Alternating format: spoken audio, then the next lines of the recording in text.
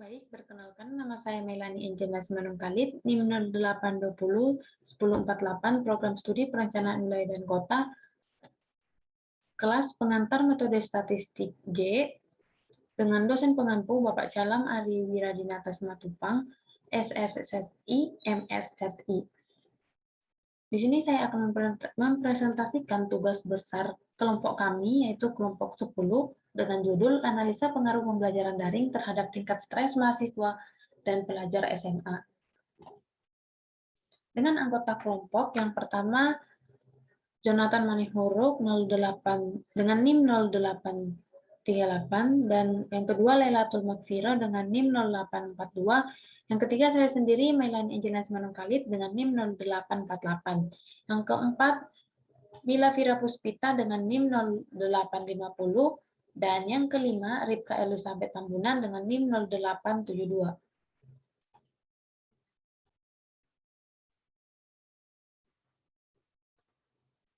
Adapun latar belakang dari tugas besar kami yaitu ialah dalam kondisi darurat yang disebabkan pandemi virus corona seperti sekarang ini, penugasan dan pembelajaran dilakukan melalui berbagai media sosial yang tersedia ataupun melalui situs pembelajaran yang telah disediakan seperti LMS. Menurut Karismiaji 2020, dalam pembelajaran tatap muka akan ada penyampaian konsep pembelajaran dan tujuan terlebih dahulu. Kemudian pembelajaran berlanjut sampai pemahaman dan pengembangannya.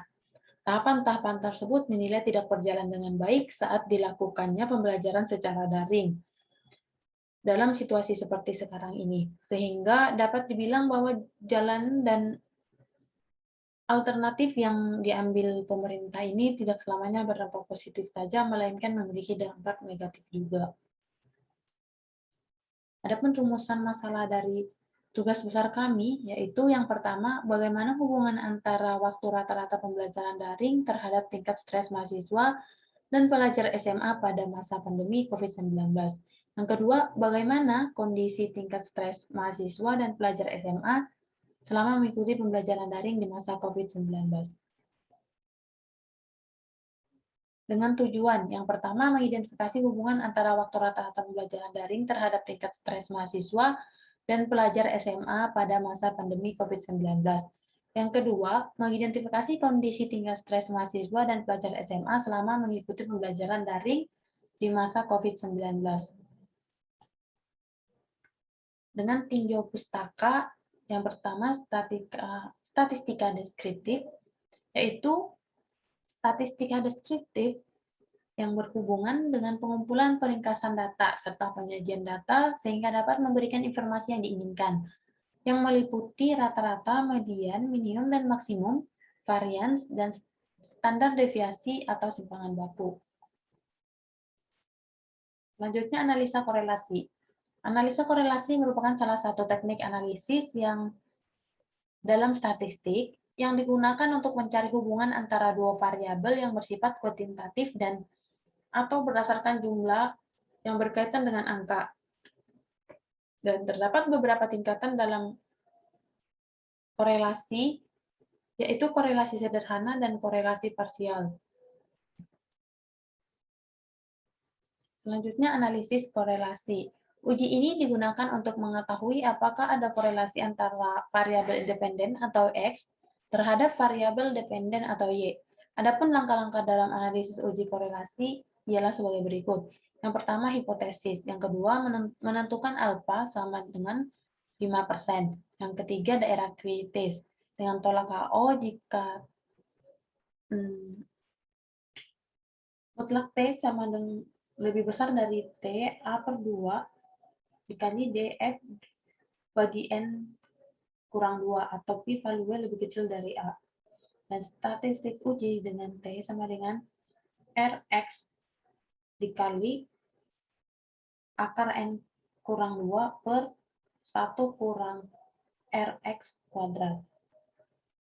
Selanjutnya, analisa regresi. Analisa regresi merupakan suatu metode atau teknik analisis hipotesis penelitian untuk menguji adanya tingkat pengaruh antara variabel satu dengan variabel lainnya yang dinyatakan dalam bentuk persamaan matematik atau regresi. Terdapat dua jenis dasar regresi, yaitu regresi linear sederhana dan regresi linear berganda. Analisa regresi linear sederhana, yang pertama ialah analisis regresi sederhana. Pada regresi sederhana, biasanya data yang digunakan memiliki skala interval atau rasio dengan rumus yaitu Y sama dengan A tambah BX. Yang kedua, analisis regresi berganda. Regresi berganda berfungsi untuk mencari pengaruh dari dua atau lebih variabel independen atau variabel bebas yang disebut dengan X terhadap variabel dependen atau variabel terikat Y. Dengan model regresi berganda dituliskan dengan persamaan Y sama dengan alfa ditambah B1 X1 tambah B2 X2 dan Pn Xn tambah E. Yang selanjutnya ialah uji signifikan parameter regresi. Uji signifikan parameter regresi dapat dilakukan secara serentak atau simultan maupun dengan parsial. Yang pertama, uji parsial. Uji signifikan parameter model yang terpisah parsial dilakukan untuk mengetahui signifikan parameter terhadap variabel dependen. Selanjutnya, uji serentak. Uji signifikan parameter model serentak dilakukan dengan uji rasio likelihood. Suatu statistik uji rasio likelihood G adalah fungsi dari L dan L1 yang berdistribusi dengan X dengan derajat bebas P. Selanjutnya, analisis data. Deskripsi responden. Setelah didapat data yang ada, maka dapat dilakukan perhitungan persentase terhadap data yang diperoleh. Dengan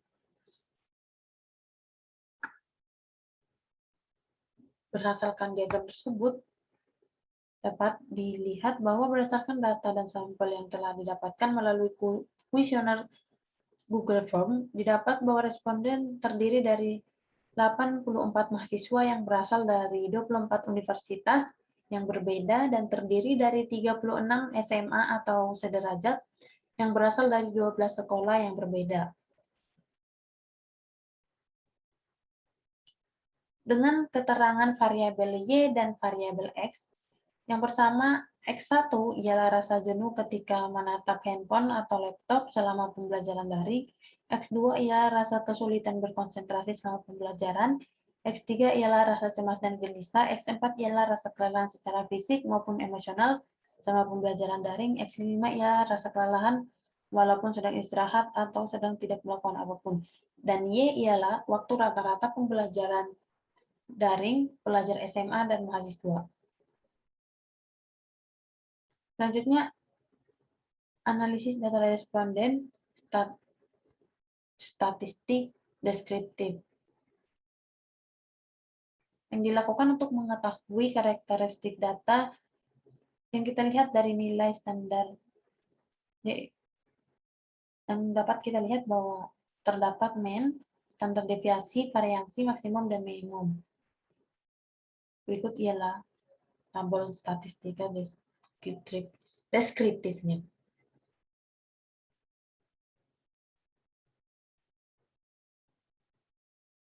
Selanjutnya, analisa korelasi yang dilakukan untuk mengetahui apakah terdapat hubungan linear antara waktu pembelajaran daring terhadap tingkat stres mahasiswa dan pelajar SMA pada masa pandemi COVID-19. Untuk mengetahui pola hubungan linear antara variabel yang ada, maka kami membuat scatter plot berikut ini.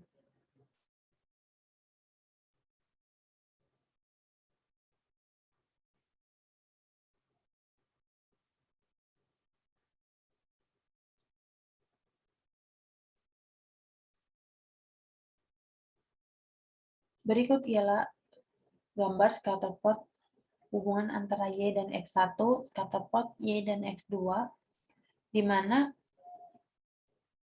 pada scatter plot Y dan X1 memiliki hubungan korelasi positif, begitu juga dengan scatter plot Y dan X2 memiliki hubungan korelasi positif, dan scatter plot Y dan X3 memiliki hubungan korelasi negatif. Dan Y dan X5, Y dan X4 memiliki hubungan korelasi positif, dan Y dan X5 memiliki hubungan korelasi berbanding lurus. Berikut ialah tabel hasil uji korelasi antara Y dan variabel-variabel yang ada. Berdasarkan tabel tersebut dapat kita ketahui bahwa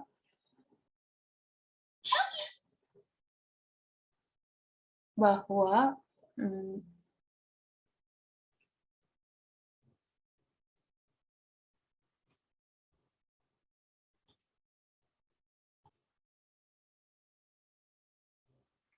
dapat kita ketahui bahwa uji korelasi antara semua variabel yang ada terhadap Y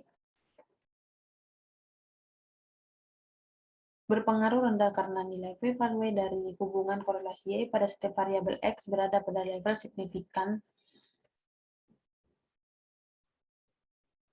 0,05 didapatkan tolak HO karena p-value lebih kecil dari alfa, artinya terdapat hubungan linear yang signifikan antara variabel respon dengan kedua variabel prediktor tersebut, di mana nilai korelasi antara variabel Y dengan X1 sebesar 0,169 yang dapat dikatakan bahwa hubungan sangat lemah karena mendekati 0. Nilai korelasi antara variabel Y dengan X2 sebesar 0,169 yang dapat dikatakan hubungan linear berbanding kebalik namun lemah karena mendekati 0. Nilai korelasi antara variabel Y dengan variabel X3 sebesar 0,105 yang dapat dikatakan bahwa hubungan linear berbanding terbalik namun lemah karena mendekati 0. Nilai korelasi antara variabel Y dengan variabel X4 sebesar 0,267 yang dapat dikatakan bahwa hubungan nilai variabel berbanding terbalik namun lemah karena mendekati 0. Nilai korelasi antara variabel Y dengan variabel X5 sebesar 0,046 yang dapat dikatakan bahwa hubungan linear berbanding lurus namun lemah karena mendekati 0. Selanjutnya ialah model regresi berganda. Berikut ialah tabel hasil analisis linear berganda. Berdasarkan tabel tersebut, diperoleh persamaan regresi berganda sebagai berikut dengan rumus Y sama dengan A tambah B1X1 tambah B2X2 ditambah E. Sehingga diperoleh Y sama dengan 2,63 ditambah 0,294X1 ditambah 0,329 X2 dikurang 0,701 X3 ditambah 1,071 X4 dikurang 0,110 X5. Sehingga berdasarkan persamaan di atas dapat dikatakan bahwa setiap bertambahnya satuan-satuan variabel tingkat stres pelajar SMA dan mahasiswa akan mengakibatkan angka rata-rata lama waktu belajar daring naik sebesar 0,0294 dengan syarat variabel tingkat stres dihimpun konstan dan akan turun sebesar 0,0701. Kemudian, angka rata-rata waktu belajar daring akan naik lagi sebesar 1,701 dengan syarat variabel-variabel tingkat stres dihimpun konstan dan akan turun lagi sebesar 0,110.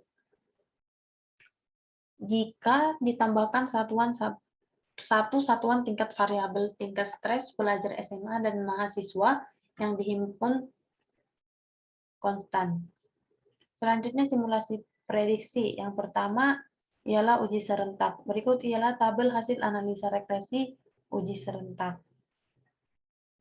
Berdasarkan uji serentak ini dilakukan untuk mengetahui apakah rata-rata lama waktu belajar daring berpengaruh secara signifikan terhadap tingkat stres pelajar SMA dan mahasiswa dengan menguji variabel-variabel tersebut secara bersamaan.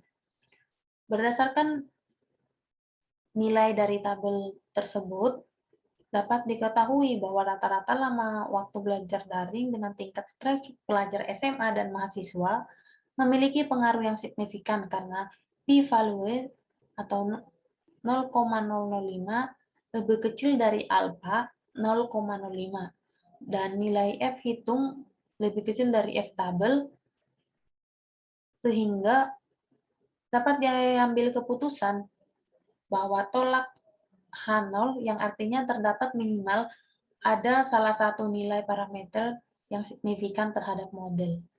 Yang kedua ialah uji parsial. Berikut ialah tabel hasil analisis regresi uji parsial.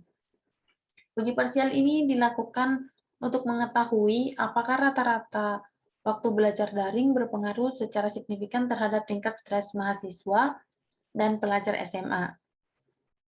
Secara signifikan terhadap model dengan menguji variabel-variabel tersebut secara terpisah.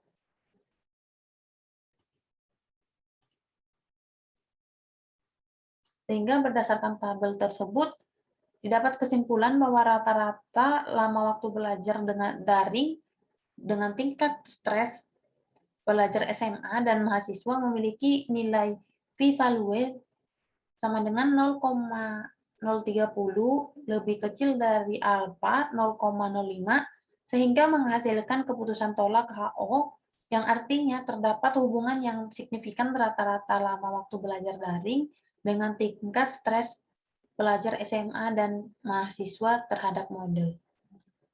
Dengan demikian, terdapat kesimpulan bahwa berdasarkan data sampel yang didapatkan melalui kuesioner Google Form yang didapat dengan responden sebanyak 84 mahasiswa dan 36 pelajar SMA, hubungan antara waktu rata-rata pembelajaran daring dan pelajar SMA, daring pelajar SMA dan mahasiswa terdapat tingkat stres mahasiswa pada X1, X2, dan X4 memiliki hubungan korelasi sangat rendah. X3 memiliki hubungan korelasi tingkat rendah dan X5 memiliki hubungan korelasi sedang, yang artinya lama pembelajaran daring memiliki hubungan pengaruh kecil terhadap tingkat stres mahasiswa dan pelajar SMA, dan rasa jenuh tidak berpengaruh dengan waktu pembelajaran.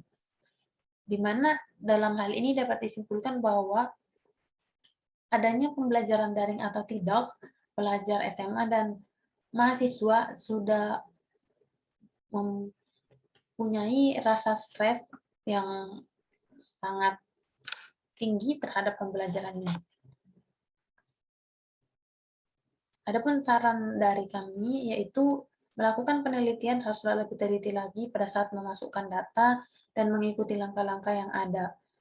Karena apabila perhitungan analisis dari suatu data salah pada suatu tahap, maka akan mengakibatkan perhitungan yang lainnya juga salah.